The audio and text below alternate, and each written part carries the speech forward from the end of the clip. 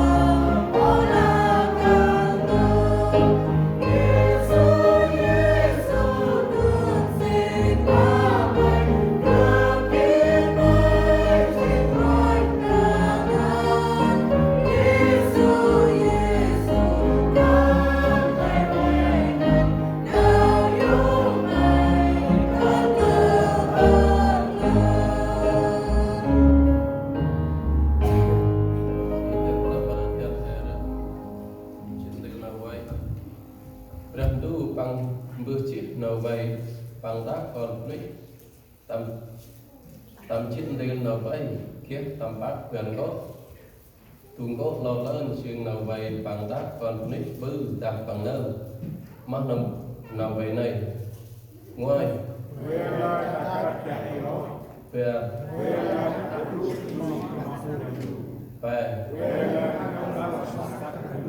quan cái tuồng cốt tàu về xuyên nào vậy rằng tu đắc còn nít bư rằng còn nít móc nào vậy này pram prao bớt hao sân chít đường nào vậy chuyện tác rằng đủ nằm tác chỉ đi kết lách chung chỉ lách còn rất Giêsu bằng ngơi trách lẽ đường nào vậy rằng đủ Giêsu lắc qua anh ai mai rau mà rằng đủ còn rất ai mai mà lẽ nuôi ham mà lẽ quên chỉ mà lẽ nào mình này giúp nào vậy tay lên bằng chiên mà ngoài kết từ về của này lại anh em mày rong mà phun cho mang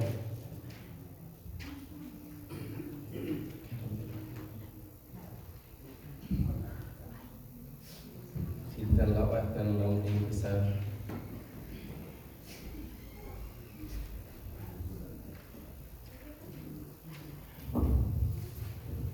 đạo ác mặc rằng là không vấn đề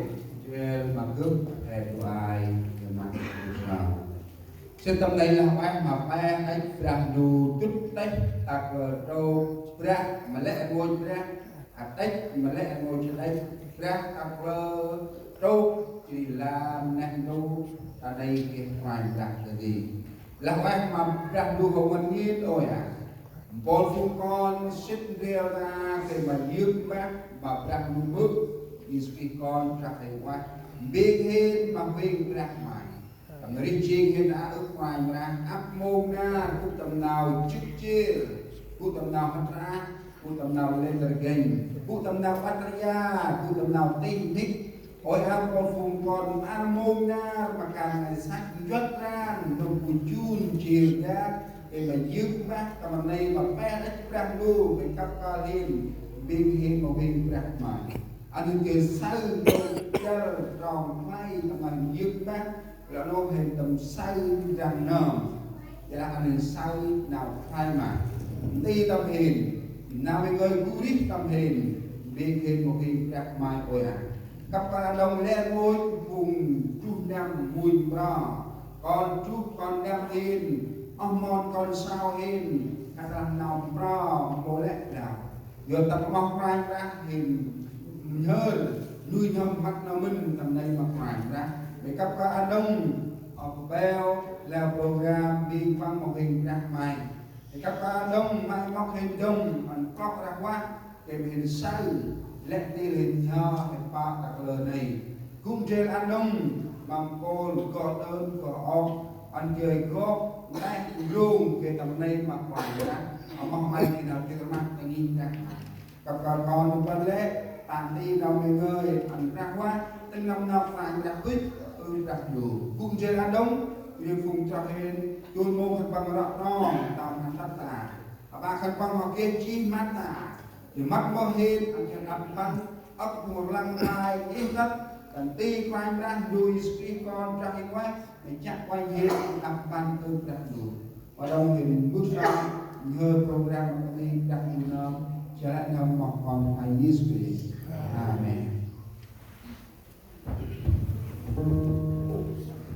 tên phụ con sai thành kenapa berapa